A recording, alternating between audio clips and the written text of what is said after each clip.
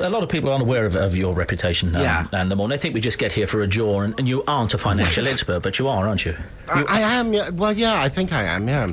I have doubts sometimes because this part of the show is becoming the thing that people cannot leave for work. So I think we should explain our relationship a little more. And the best way, as always, to do this, I think, is in song. So won't you join me? I'll try to, yeah. Okay, ladies and gentlemen, a relationship between David Quo and myself, perhaps best explained in a little something I like to call Something Stupid.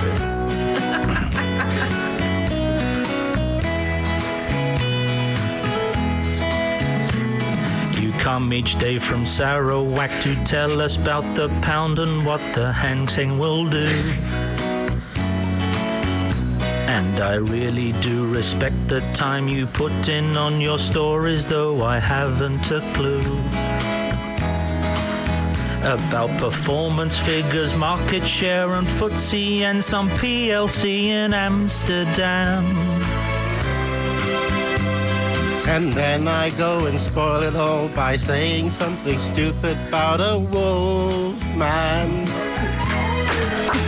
I can see it in your eyes that you despise the same old lines I've used the day before.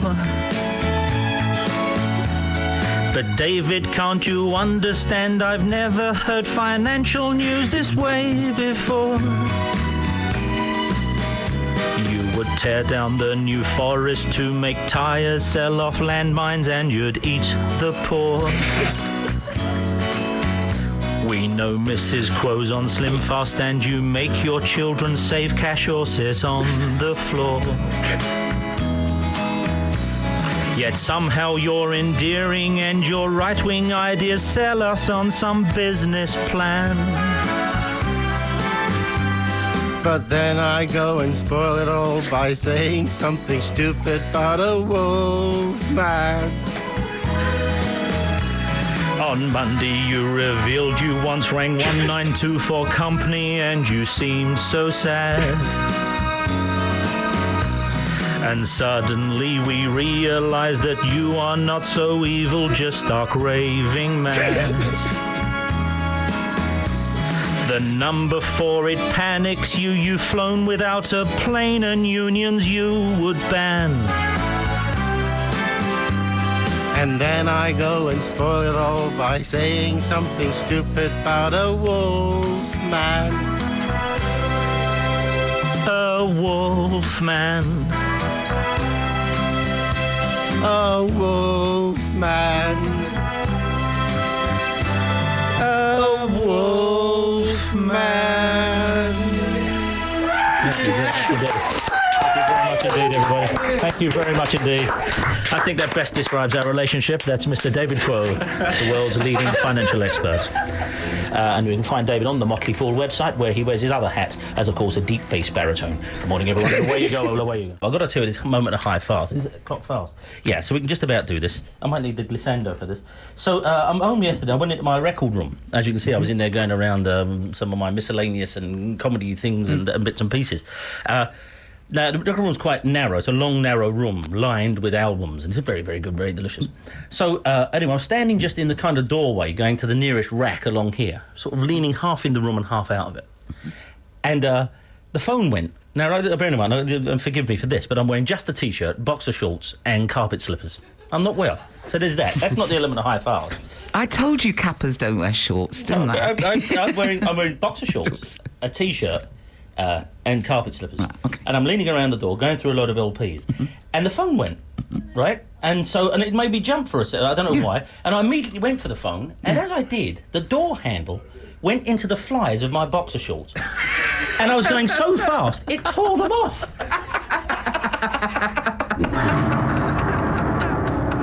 It tore my pants off. Completely. I was 2 steps into the hall, and my boxer shorts were hanging on the door handle. It tore them off. I mean, and there's no one around to witness it, thank God. But another way, nobody believes me now. Yeah. The phone went, I went, oh, I'll get it. Yeah. And went 1 step out of the room, and it ripped them off. Were you able to answer the phone? But yes, I was able to answer the phone. Were you left bodily unscathed? It was totally unscathed. It's an incredible thing. It didn't touch me at all. Went in the and ripped them off. But everything else stayed in place? Everything else was in. There's nothing wrong with it at all. Oh, okay. Where you go, Emma? So it should, I mean, I was explaining here. People saying true story. That's a true story. An absolutely true story. Spectacular. Just exited the room, not particularly fast. I'm not Superman. I just left the room. Oh, it was clear after the pence when I'm not Superman. I took 2 steps into the hall, and the door handle inserted itself into the opening on the boxer shorts and tore them off me. So I went to answer the phone. Rap! I mean, the waistband was still there, I must confess. The waistband, which somehow made it even more demeaning. Good grief. And I grabbed the phone. Hello, and I'm now standing in a T-shirt, a waistband, and carpet slippers. Yes. Hello? And Pip said, did you tell the people what happened on the phone? It's not the sort of thing you introduce on the phone, is it? And I'm standing here in just a T-shirt, carpet slippers, and the waistband of a pair of pants. Let me tell you how that happened. But it actually happened yesterday. And that was a moment of high fast. What's the first story you have? Okay, the first one is Remy Cointreau. Are you familiar with this company at all? Remy, as in Remy Martin, Cointreau, as in the delicious aperitif from men mixed with orange. That's right. Yeah, they had some results out towards the end of last week. Very good results. You know, sales were down about 7%, but that was because they were selling off some of their unwanted businesses. Yeah. But the interesting thing about Remy Cointreau was that back in I don't know, about over 100 years ago, the company was formed when Remy merged with Cointreau. Yeah, Remy Cointreau was owned by the Dubreuil family, and they merged with the Cointreau family. And in fact, this was literally a marriage between the Dubreuils and the Cointreaux. Okay. Yeah, and this is really sort of what marriages should really be all about: the amalgamation of the assets of 2 people. Yes, there is that. Yeah. Not just. No, you're not going to just put that red rag down. We're not biting at it. Yeah, carry on. Okay. And this is what happened here. One day, I think, when one of the members of the Dubreuil family wasn't sort of looking, one of the Dubreuil brothers married the Cointreau girl. When they weren't looking? Well, when one of the Dubreuil shareholders wasn't looking, yeah. You married for love, though, didn't you? Yeah. Did you marry for love? Did you not marry for love? Oh dear. Come on, you married for love. You married for love, didn't you? Yeah, of course I did, yeah. This is the post office service. The following record is... That's who you married, wasn't it? Did you marry the woman who fell in love with on the phone? Was your wife loaded? No, she By that, I mean drunk when you met her. Is that what it is? Your wife was loaded? No. I mean, marriage. Well, don't you introduce the motif? All I'm doing is seeing if you followed it through in your life. Yeah. What? Well, love helps, doesn't it? Yeah. You sound like Prince Charles. Whatever love is. Really? I mean, love You're in helps. so much trouble. Love is the only engine of survival, Leonard Cohen tells us. That's all there is. Well, love is like the glue, you know, that sort of sticks a marriage together. But there has to be. But occasionally there must be a beverage. Is this what you're saying? But there has to be other things as well. I mean, love is only one of the constituents of marriage. Oh, I don't want... What are the others? What are the others? The others being? The others are being sort of intellectual compatibility, yeah? Cleaning the kitchen.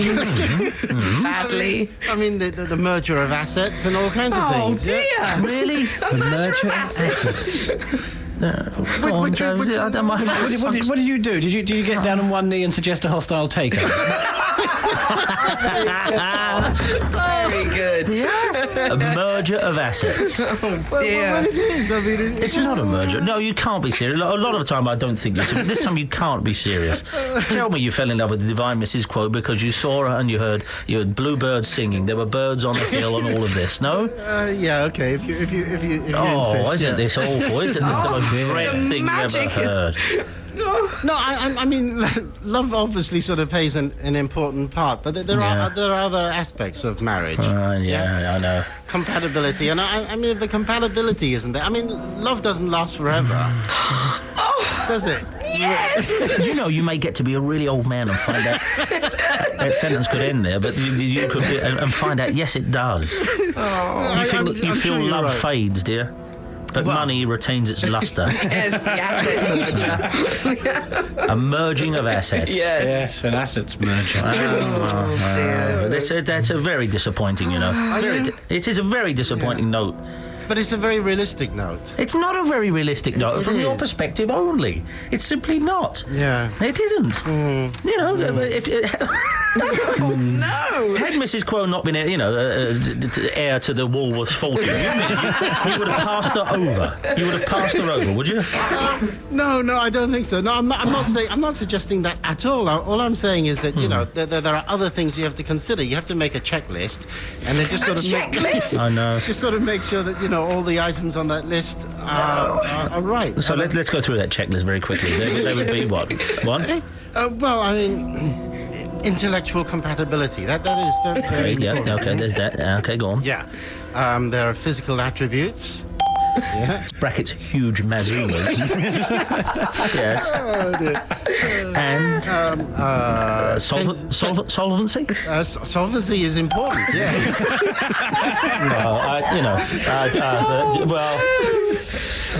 Monica.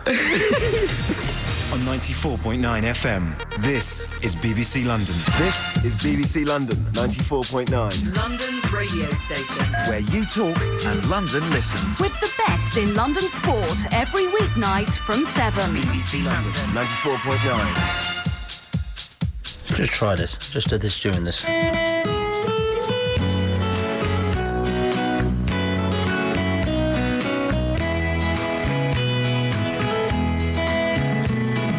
First saw her in Sainsbury's with a trolley full of bog rolls, and she played on his mind. And so he made some phone calls just to ascertain her solvency, and what did he find?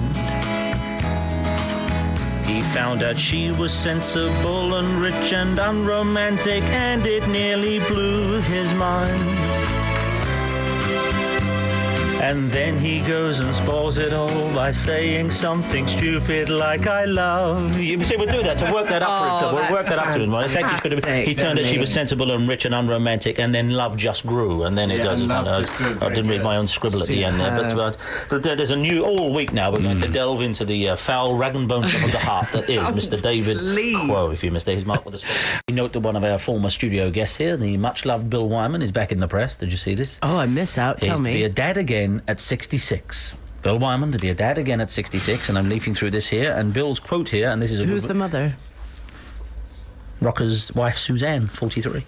And Bill's quote at the end of it has been purely in keeping with the mood he struck when he was here that day, when he was describing his life with the Rolling Stones and how the group were called Laundry, and as to ring downstairs, take the laundry, someone come up and take the laundry out. That used to be their witty code, you see. And anyway, so Bill's here in the paper talking about being a dad again at 66, and Bill's quote is, "Why not? Why not? I'm still young for my age, and I'm not shooting blanks."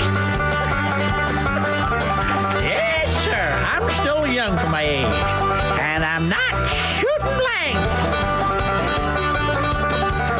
I'm rocking Bill Wyman. Come here, honey. I'll chase you around the bed and impregnate you.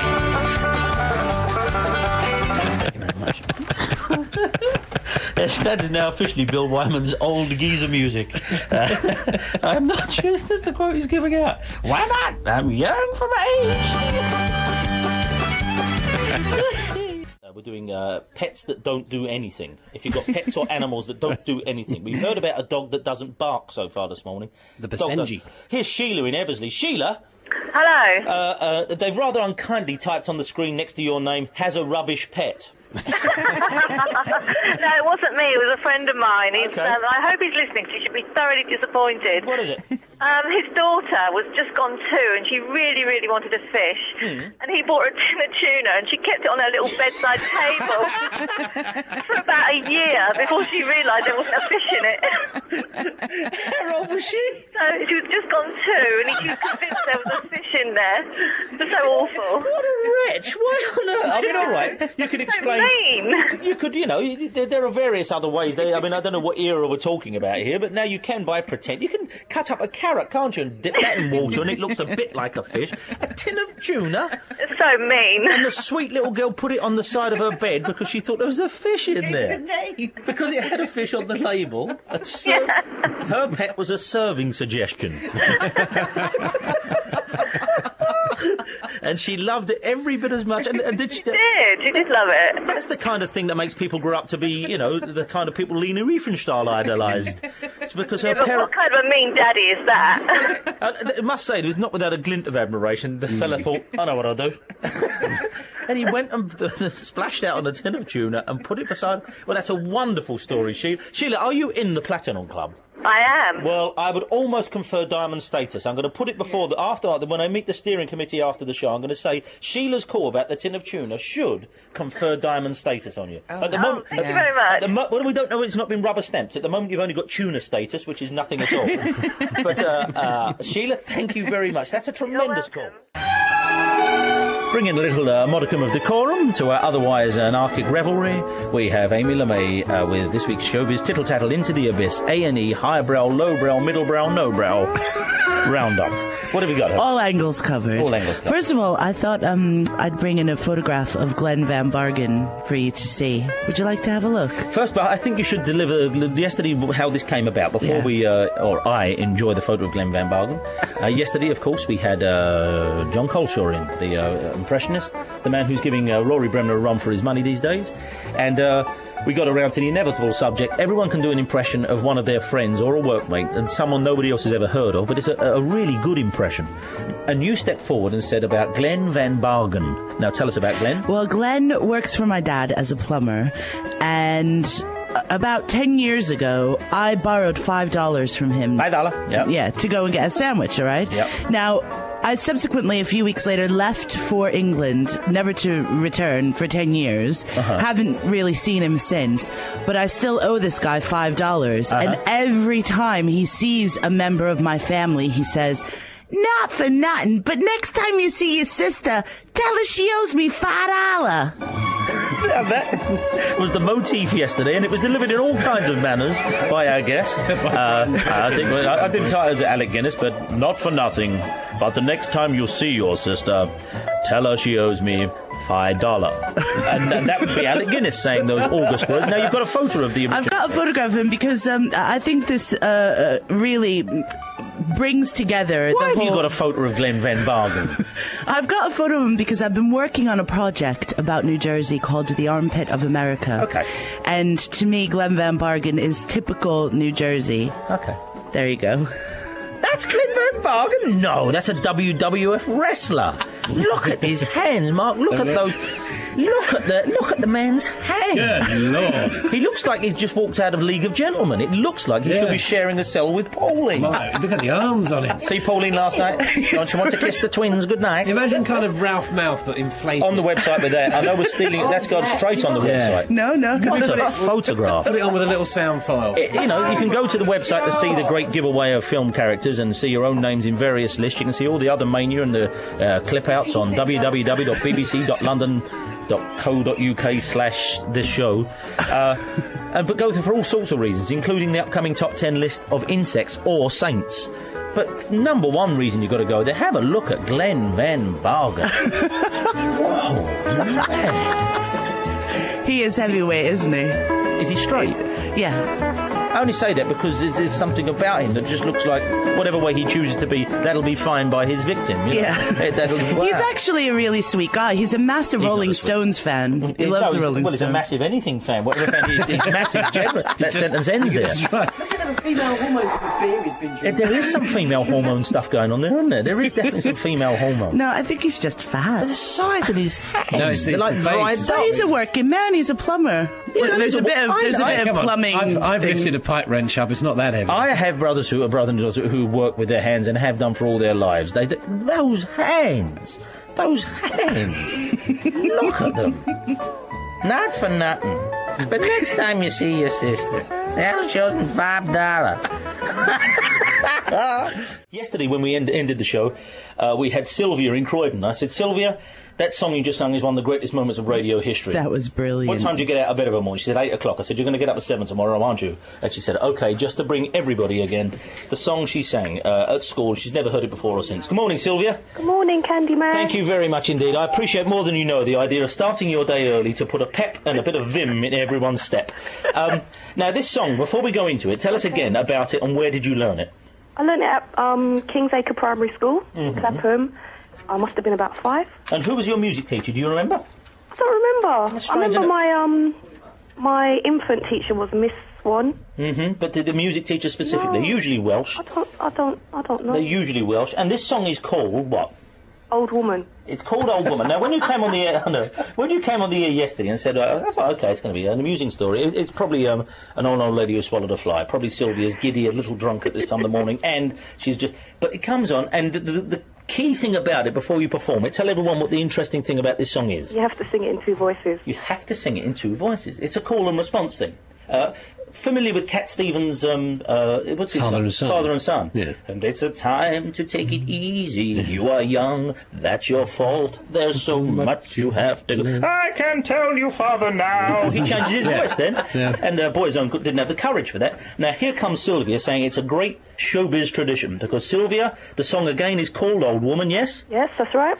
And here it comes. Now bear in mind this is just Sylvia singing this. There's no one with you, is there? No. You don't have one of those Mattel Ghostbusters voice-changing No, things, do you? on my own. All on your own. Yeah. Ladies and gentlemen, put down what you're doing. Hang on to your keys and your wigs. Here comes Sylvia in Croydon with the Old Woman song. It's all yours. Okay.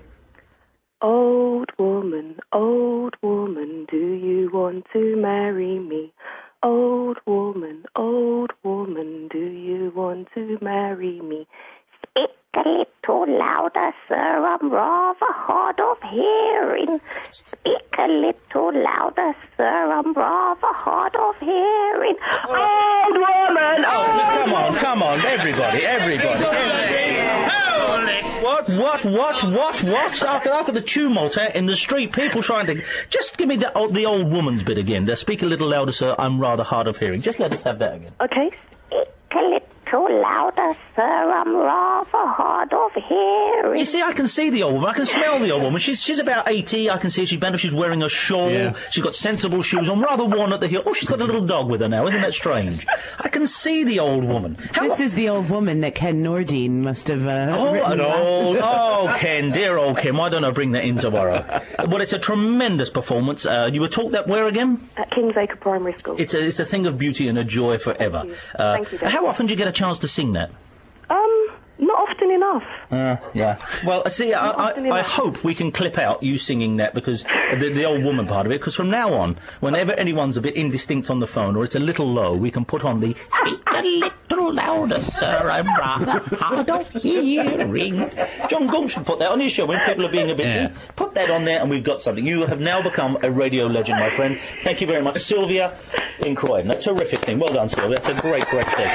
What a performance. Well, surely the father of all pauses comes in Rossini's William Tell Overture. So, oh, of course, yes.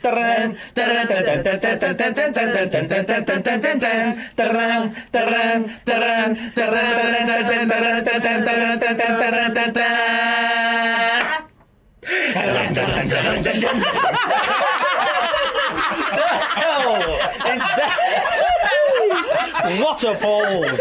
I think this competition's over. There is no better pause in the history of recorded music than that, Rossini. I wonder how that looks on the paper. What's the other thing you got, Phil? I've got pauses. A great pause in a song. What is it? Yeah, if you're going to have classical ones, you've got is it Beethoven's Fifth where it goes dun dun dun dun, big pause. Dun dun dun dun. Even more pauses. I have never met George Salty. I've never met him, but I think on first day of rehearsals with a new band, or orchestra as I believe they're referred to, he says, "No, okay, fellas, you know how it goes, don't you? Dun dun dun dun, big pause." Dun, dun, dun, dun. Now we know what the baton's used for. Good morning, everyone. Anyway, we'll sort all of this out. I've got Chariots of Fire, but we have got a couple of things here. The David Quo at the Children in Need night we did. Have you heard this yet? Just how you were brought on stage, and there we are. Amy and I were out there, and we were talking to the crowd, and there was almost an audible gasp. Like I said, Bob Dylan's a good friend of mine, and I'm happy that. And people, he's not here, is he? Listen to the audible gasps as we brought David on stage at the thing. Where you go? I'll try this. But there's one fella who comes in for 10 minutes and steals the show every morning, and he is a financial advisor. Who knew? There we are knocking ourselves out, coming up with original stuff most mornings, and this fella comes in, and he was someone we inherited from a previous regime, and when they said, do you want financial news, we said, no. He lives in the island of Sarawak. And he sits on a big silk cushion. But fortunately, there is a 20-minute tax break every year which allows him to enter the country. Ladies and gentlemen, for the first time on any stage and in the gaze of the British public, Mr. David Quo. Yes, it is. Listen to that. So that's what he looks like.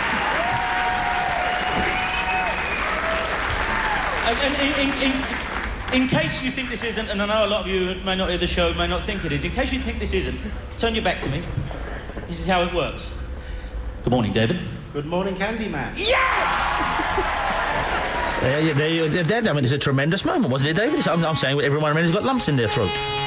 So did I, Dan. And afterwards you had to turn to the bottle as you came to the stage. You stood at the bar shaking like a man who's just confronted his biggest demon and swigged it back. It was a moving moment. Yet somehow you're endearing as your right-wing ideas sell us on some business plan. Ad-lib it, David. Go on, all yours. And then I go and spoil it all by saying something stupid about a wolf man. A wolf man. A wolf man. A wolf man.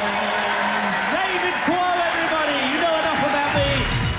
On 94.9 FM, this is BBC London. How can I follow that? What have you got for us, Gary?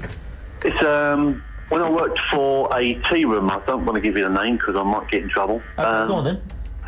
I was just one of our duties at the tea room was to fill the donuts with jam. Oh, very good. It's all. I mean, what a terrific job. I mean, people out there are struggling to work. They're being lift operators. They're working in airless offices all day. There might be telesales. Here's a man who says, I had a gig once putting the jam into donuts, and it makes them think there may be another way. So go on, Gary. Well, it was near. It was only soon after left school, and it was not a very good job, as you can imagine. And it was coming to the end of my term. I was really bored, so I thought I'm going to leave soon. So I'm going to do. I'll fill the jam with as much jam as I can. Yeah, absolutely, like a jam bomb. I can imagine that would be a good thing. Yeah. Because so you put it. We put two donuts on the machine. Yeah. Push the lever down as many times as you can. And then slowly fill it up till it goes almost red. Do you know, I wish we were doing TFI Friday still, because this is the sort of thing we would have sailed through a Friday night on. Yeah. We have Gary in Gillingham, and he's going to fill that donut until it blows up. What a piece of television. Yeah, anyway, so it was going red, it was straining at the leash, yes, and... And so then what you do is you put them on the plate, and normally you give it to... not an adult, because they feel the weight of the donut and then they realise it. They've put it in the palm of their hand. Ooh, there's 3 pounds of donut there. I'm not going near that. Watch out, she's going to blow. Yeah, and with greedy people, they sort of think, oh, I've got a nice lot of jam in this, and didn't realise there was quite as much, and they take a big bite out of it. Yeah. Normally over the hole, because that's where you're best to eat the donut, and it just explodes in their head. Oh, Gary, what fun! What fun! And you did this more than once, did you? I'm afraid. Well, I did it over this period of about 3 or 4 days before I actually got found out about who was doing it. They can't complain, can they? I mean, what can they say? They sit there, the jam dripping off their nose and hairline, in their eyes, and then they say, but wait, the jam, there's too much jam in it. Oh, one can never have too much jam, madam.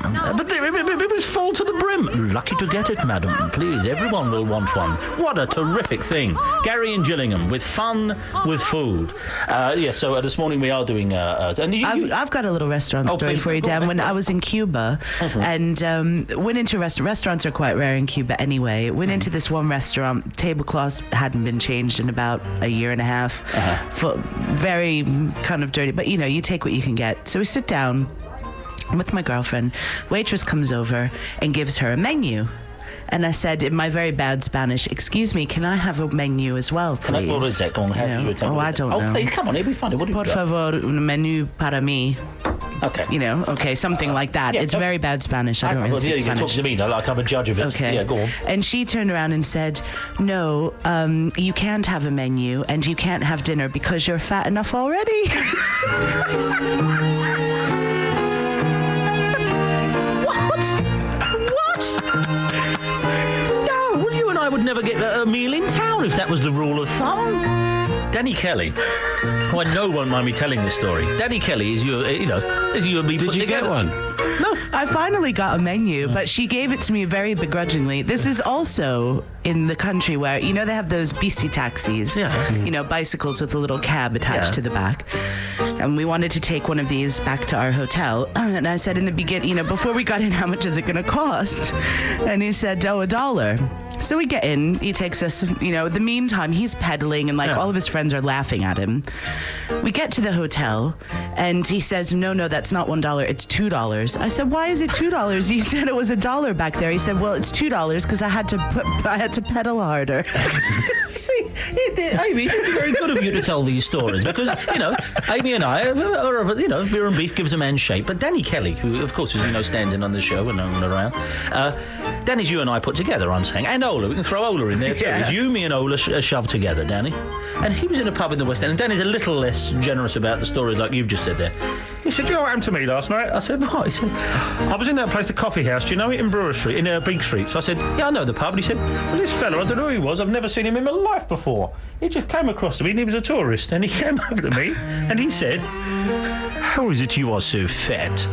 And I said, 'What?' He said, 'How is it you are so fat?' And I said, 'How is it you're so effing rude?' He went, 'But no, look, your friend, he is not fat.'" He said, and I put my pint down and walked out. And every time there's a lull in our conversation these days, I said to Danny, "Dan, how is it you are so fat?" Because your friend, he is not fat. I think that's a food-related story, which is what we're doing this morning. 0207 Danny won't mind me telling that, I'm sure. 0207 224 2000. And the other thing we're doing this morning, well, there's stacks of stuff. We're doing Tales of Old New York. We're doing What Denotes Seniority. We were talking about something else as well when you were allowed to...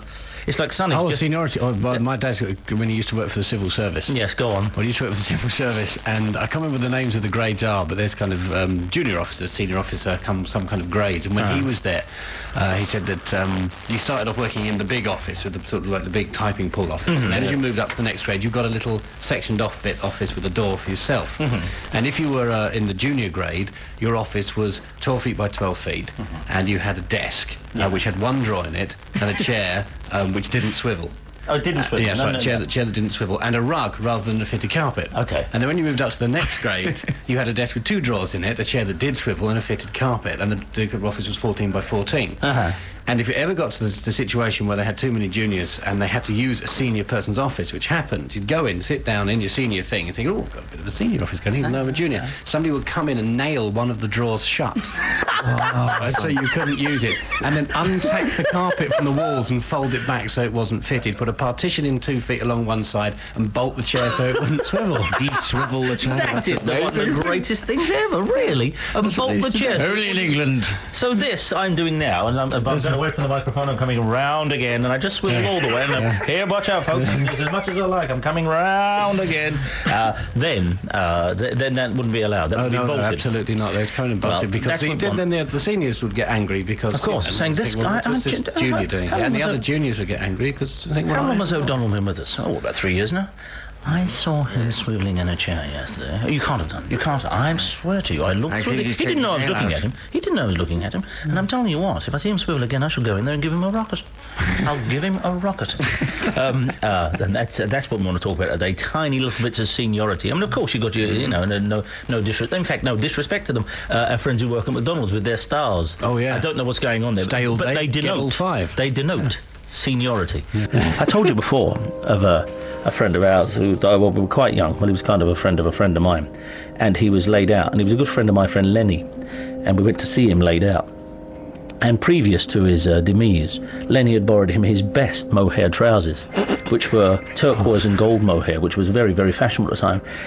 And this kid had been laid out, and of course the grieving family are all around. But Lenny got up to the beer, and he went, "They've dressed him in my trousers." What? He went, "They've dressed him in my trousers." I said, "What are you talking about?